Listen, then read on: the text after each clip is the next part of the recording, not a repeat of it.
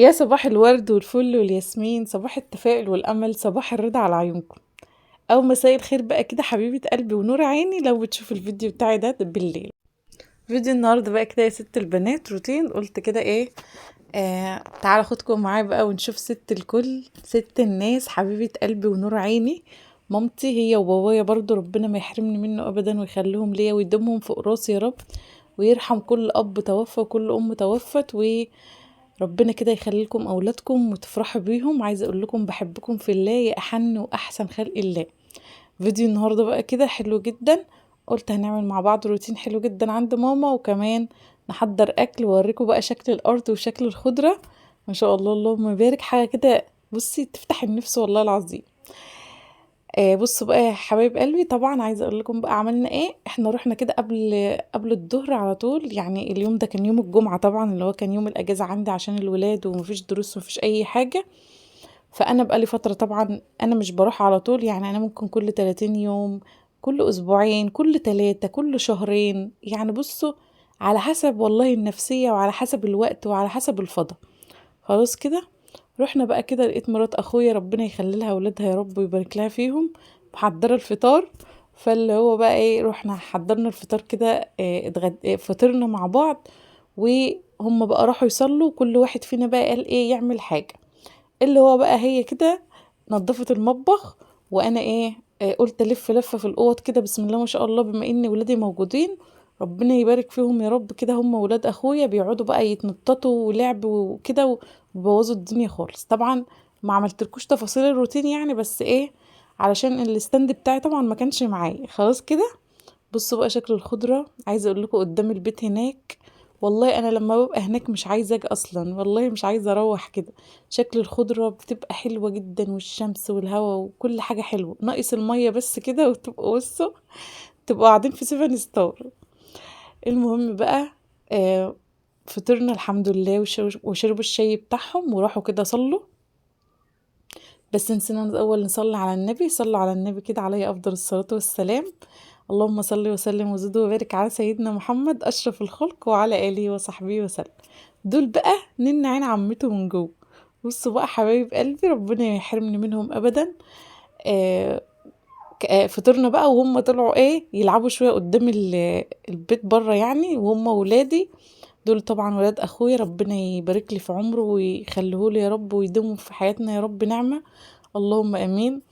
اخدنا بقى الكراسي كده ونزلنا عندنا قدام البيت هناك مكان واسع كده بنقعد فيه، اللي هو بقى في الشموسة كده، قعدنا شوية واتبسطنا ولعبنا والولاد لعبوا والدنيا تمام. وعايزه اقول لك يا ميدو، انا نزلتك معايا اهو يا حبيب عمته، عشان كان بيقول لي انت هتخليني اجي معاكي يا عمته، قلت له اه تمام. المهم، آه خلصنا بقى كده ودخلنا بقى ايه، كفايانا قاعده، قلنا ايه نجهز الغدا بقى. الكلام ده كان العصر لسه ما اذنش، كان قدامه حوالي 10 دقايق بالظبط ويأذن. دخلنا بقى قلنا نجهز الاكل. طبعا لما تروح عند مامتك بقى، سواء لو ليكي مرات اخوكي، ليكي يعني، او عند حماتك سلايفك، بصي ايدك بايدهم كده، ما تبقيش قاعده كده مأنتخه وهم عمالين يخدموك شمال ويمين وانت قاعده ومش بتعملي حاجه. بصي هتلاقي الحياه حلوه وهتلاقي روحهم حلوه معاكي. ما تروحيش عند اي حد وتخلي نفسك حمل تقيل عليه. خلي دايما نفسك يعني خفيفه كده، اللي هو ايه، احنا نعمل مع بعض ونساعد بعض، ايد على ايد بتساعد، فاهمين ازاي؟ انما بقى لو رحت بقى وعملت فيها دور العمة ودور الحما وقعدت تتريسي بقى وتعملي ده وسوي ده، وانت قاعده اصلا ولادك عمالين يبوظوا عايزه اقول لكم انا لما بروح البيت كله بيضرب يقلب والله العظيم، يعني هم بيتهم بسم الله ما شاء الله، الولاد ربنا يحميهم ما بيعملوش حاجه. انا ولادي بقى ربنا يبارك في عمرهم يعني، ما بيخلوش يعني الاخضر واليابس، ما بيخلوش اي حاجه في مكان، كركبه ولعب وتنطيط والكوره وهبد ورزع، كل حاجه. فاللي هو انت بقى لما تروحي ما تسيبيش ولادك يقعدوا يبوظوا في الدنيا، وانت تقعدي كده وت... وتكبري دماغك. لا، قومي، ايدك على ايد مامتك، على ايد مرات اخوكي، هتلاقي الدنيا كده احسن، وهتلاقي الحياه حلوه، ومش هتلاقي نفسك تقيله على حد. خلاص، عايزه اقول لكم بقى، قلنا نجهز الاكل. انا رحت الصراحه والله العظيم انا لقيتهم عاملين المحشي، يعني عاملينه قبلها بيوم على بيت، يعني عشان ايه برضو ما يبقاش في وقت. ف عملنا ايه، حطينا بس اللحمه تتشوح، حطينا لها كده بصلايه وطماطمايه وشويه بهارات بتاعهم حلوين جدا، وخلاص على كده غطينا عليها وسيبناها تتشوح براحتها. ايدنا بقى على ايد بعض. عايزه اقول لكم انا بقى ماما قاعده بالولاد بره خالص ملهاش دعوه باي حاجه، واحنا دخلنا بقى ايه المطبخ، انا ومرات اخويا طبعا ام محمد، ربنا يخلي لها اولادها يا رب ويحميهم لهم ويبارك لها في جوزها ويفاديه يا رب في غربته هو وكل اللي زيه يا رب، اللهم امين. المهم بقى ايه، دخلنا على المطبخ كده، كل واحد بقى يعمل شغله، كل واحد ايدنا على ايد بعض كده، جهزنا الغدا في ثواني والله. عايزه اقول لكم ما خدش وقت معانا خالص. هي بقى غسلت اللحمه كده وعلقنا عليها مع بعض، يعني هي تحضر لي بصلايه طماطمايه، انا مش عارفه اجيب البهارات، اللي هو ايه كل واحد كده بيعمل مع بعض. هي بقى هنا كده جبت الطماطم ضربتها في الخلاط عشان كنا ناويين نعمل طبق بطاطس كده، بطاطس بجزر بكوسه كده كله على بعضه. فاللي هو ايه، آه جهزت لي الطماطم وانا قلت اعمل انا والله الموقف بتاع الفرخه ده فكرني بحاجه هي قالتها لي، بس يلا مش مشكله. المهم اللحمه طبعا، ماما ايه طلعت لنا فرخه كمان كده، قالت لا اعمله كمان فراخ علشان ايه اللي مش عاوز ياكل لحمه ياكل فراخ يعني يبقى الحاجه كتير وتبقوا العيال ياكلوا ويتبسطوا تمام. المهم قطعنا هنا بصلايه ناعمه جدا، وحطيت عليها كده معلقه توم مهروس، اللي هو مش ما حطيتهاش على طول اول ما حطيت البصل، لا عشان التوم يعني بيحمر بسرعه. شوحنا البصل كده الاول شويه، واول ما البصل يبدا ياخد لون بسيط قوي تنزلي عليه التوم بتاعك خلاص كده. وجهزنا كل حاجه بقى كده مع بعض، ايدنا على ايد بعض، اللي هو بقى دخلنا المطبخ سوا كده وطلعنا برضو سوا خلاص. كنا هنعمل البطاطس دي، قلت لها تعالى نقطع عليها كده كوستين. جبت الكوسه اديتها لها بقى، هي مسكتها بالمقوار كده، نضفت القشره زي ما انا قايله لكم قبل كده في الفيديوهات، ومسكناها قطعناها، وحطينا بقى البطاطس على الكوسه على الجزر. ده كله يعتبر طبق بطاطس بتقليه يعني، بس انا زودت له ايه شويه كوسه وجزرتين كده عشان يعني الولاد يتغذوا، فاهمين قصدي ازاي؟ زي ما انتوا شايفين كده طبعا احداث الفيديو احنا بنجهز اكل مع بعض، فاللي هو يعني كلها حاجات سهله وكلها حاجات معروفه.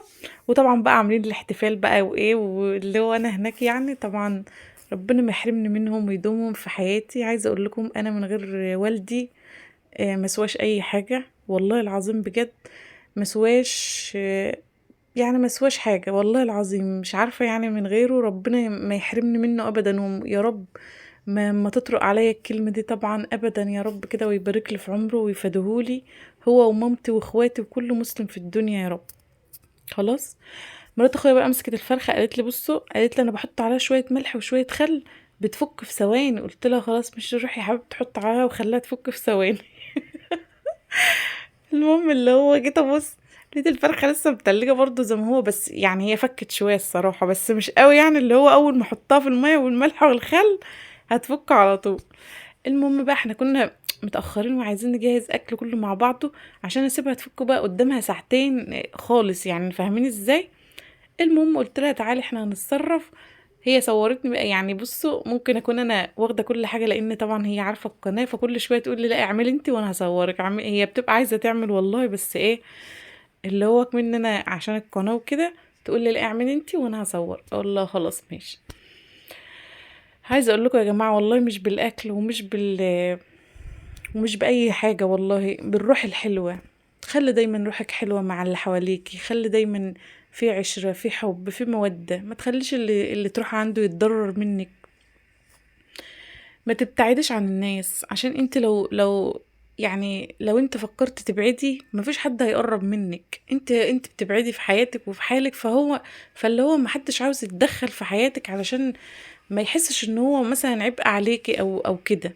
فاللي هو دايما نخلينا حلوين مع بعض، دايما نخلينا كده روحنا حلوة الدنيا حلوة، لو حاجة حصلت نسامح، فاهمين قصدي ازاي؟ طبعا بقى في بنات يعني مجتنبة وفي حالهم، وتحس ان الحياة كئيبة كده وتحسهم مش عايزين يكلموا حد ويختلطوا بحد. طب كل ده ليه؟ يعني الدنيا متفاتة، الروح الحلوة حلوة. خليك حلوة كده والدنيا حلوة تبقى الحياة جميلة، ما تخليش دايما حد متعقد منك، دايما حد يجيب في سيرتك ده انت كشرية، ده انت في حالك، ده انت مش عايزة تعاشري مسلمين. اللي هو والله العظيم في كلام بيتقال بجد يعني بتبقى حاجة مستفزة. فاهمين؟ الدنيا متفتة يا جماعة، عيشوا اليوم بيوم وعيشوا الحياة زي ما هي. عايزة اقول لكم انا بيجي عليا ايام انا مش ملك ولا حاجة، بيجي عليا ايام ببقى ساعات والله العظيم. واليوم اللي كنت عند ماما ده فوالله العظيم هي اللي فوقتني، وهي اللي قعدت تقول لي معلش هتعدي والدنيا يعني قصدي ان احنا بيجي علينا ايام ما بنبقاش مستحملين، وبتيجي نفسياتنا بتتعب وظروفنا بتبقى مش قد كده، بس هتعملي ايه؟ هي الحياة لازم تتعاش كده. خلاص. عملنا الفراخ بقى بطريقة حلوة، كان عندنا شوربة اللحمة فما عملنا لهاش شوربة خالص، عملناها كده في عرقها. اللي هو ازاي؟ قطعنا بصلتين كبار حلوين ناعم جدا، وعليهم قرنين فلفل، وعليهم طماطمتين، وعليهم جزراية، ومسكناهم ده كله. دعكنا البصل بشوية فلفل اسود بشوية بهارات وشوية ملح، ونزلنا عليه كل حاجة بقى، ومسكنا الفراخ برضو دعكناها كده. طبعا امسكي ايدك بقى اغسليها غسلة حلوة كده، طبعا لو انت اللي هتاكلي. اما لو الاكل حد هياكل منه غريب، فطبعا بقى ايه، البسي جوانتي، اعملي زي ما انت عايزة. احنا يا جماعة احنا ناس فلاحين وبنشتغل بايدينا، وايدينا انضف من الجوانتي 100,000 مرة. خلاص كده، مش هقول الكلام ده كتير، لان بصوا احنا كعاداتنا هنا ما بنشتغلش بجوانتيات خالص الا للظروف. انا عندي الجوانتيات على فكرة بتاع المطبخ وكل حاجة، بس انا مش عاوزة اتظاهر بحاجة انا ما بعملهاش. اللي انا بعمله هطلع اقدمه. خلاص كده. مسكنا الفراخ دعكناها حلو جدا بالبصل بكل حاجة اللي انتوا شايفينها دي، ووطينا عليها قوي قوي قوي البوتاجاز، وسبناها بقى تستوي في بعضها. عايزه اقول لكم الفراخ نزلت ميه ولا كاني حاطه لها اصلا شفشق ميه، سبناها استوت في عرقها بقى. وطبعا ده شكل الشوربه، الحمد لله والشكر لله. انا ما عنديش لحمه بتعمل ريم، انا بغلي لها الميه كده وبحطها عليها بتبقى زي العسل، مفيش فيها اي حاجه.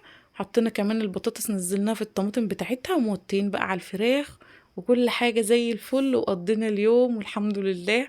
وعايزه اقول لكم بقى يا رب دمهم في حياتنا نعمه، ودم ابويا وامي في حياتي، وربنا ما يحرمني منهم، ويرزق كل مشتاق بالذريه الصالحه يا رب كده. ودايما نفضل متجمعين في الخير، ودايما نفضل متجمعين كده على طبق واحد وعلى سفرة واحدة كده، في حب وسعادة، وما يدخلش بينا حاجة وحشة أبدا. ومهما يحصل، كل بيت يا جماعة بيحصل فيه الحلو وبيحصل فيه الوحش، مهما يحصل خليكي دايما متسامحة، وخلي دايما أي حاجة تحصل في حياتك كده عديها والدنيا هتبقى حلوة. غرفنا الأكل بقى كده برضو مع بعض، والمحشي بقى بسم الله ما شاء الله تردد واستوى بقى زي الفل. وعايزه اقول لكم في فيديو كمان روتين بقى، عشان خبزنا كده رقاق فلاحي بطريقه فلاحه حلوه قوي، ان شاء الله انزلها لكم برضو. وفيديو النهارده بقى يا رب يكون عجبكم، روتين خفيف. عايزه اقول لكم بحبكم في الله يا احن واحسن واطيب خلق الله. ربنا يديمكم كده في حياتي وما تحرمش منكم ابدا. عايزه اقول لكم انا لحقت الفراخ كانت هتتحرق اصلا، اللي هو احنا كنا عايزينها صلصة من على الوش على فكرة، علشان كده اخدت لون زيادة شوية، لان احنا كنا نحطها في الفرن تحت الشواية، بس للأسف الشواية ما كانتش راضية تقيد خالص، لان الغاز كان بسيط فمش راضية تقيد. خلاص كده. عرفنا الاكل اكل بسيط وتقليدي وعادي جدا، مفيش في اي افتكاسات، مفيش في اي حاجة. عايزة اقول لكم روتين النهاردة خفيف وبسيط، بس قلت تعالى نخرج من مود الشقة عندي بقى كده، ونطلع نصور في مكان تاني. فعايزه اقول لكم ان انا بحبكم جدا، يا رب يديمكم في حياتي نعمه ويجعلكم خير كده دايما يا رب. واستنوني في فيديوهات تانية كتير. استودعكم الله، مع السلامه.